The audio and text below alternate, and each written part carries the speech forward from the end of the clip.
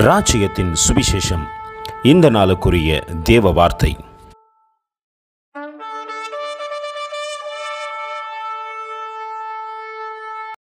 The fear of the Lord tendeth to life, and he that hath it shall abide satisfied. He shall not be visited with evil. Proverbs 19:23. యెహోవా యందు భయభక్తులు కలిగి ఉండుట జీవ సాధనము, అది కలిగిన వాడు తృప్తుడై అపాయము లేకుండా బ్రతుకును. సామెతల గ్రంథం 19వ అధ్యాయం 23వ వాక్యం. கர்த்தருக்கு பயப்படுதல் ஜீவனுக்கு ஏதுவானது.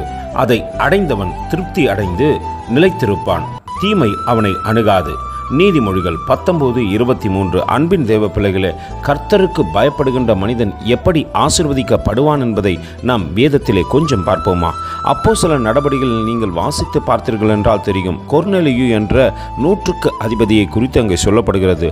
அவர் தேவனுக்கு அத்தனையாய் பயந்தபடியினாலே தேவ சத்தத்தை கேட்கத்தக்கதாக பேதுருவை அழைத்தார். தன் குடும்பத்தோடு கூட ஒப்பு கொடுத்தார். தேவனுடைய பிரசன்னம் அந்த குடும்பத்தின் மீது விழுந்தது மட்டுமல்ல, பரிசுத்த ஆவியானவர் அந்த குடும்பத்தை நிரப்பினார். சகல சம்பத்துக்களினாலே அவரை ஆசீர்வதித்தார் என்று இன்றும் அவரை குறித்து நாம் பேசுகின்றோம். கர்த்தருக்கு பயப்படுகின்ற மனிதன் இவ்விதமாய் ஆசீர்வதிக்கப்படுவான் என்பதை நாம் தெரிந்து கொள்ளத்தக்கதாகத்தான் தேவன் அந்த மனிதனை வேதத்திலே வைத்திருக்கிறார். நாமும் கர்த்தருக்கு பயப்படுவோமா? கர்த்தர் தாமே உங்களை ஆசீர்வதிப்பாராக. ஆமென். எங்களோடு கூட இணைந்து ஊழியம் செய்ய விரும்பினால் இந்த வார்த்தைகளை மற்றவர்களுக்கும் பகிர்ந்து கொடுங்கள்.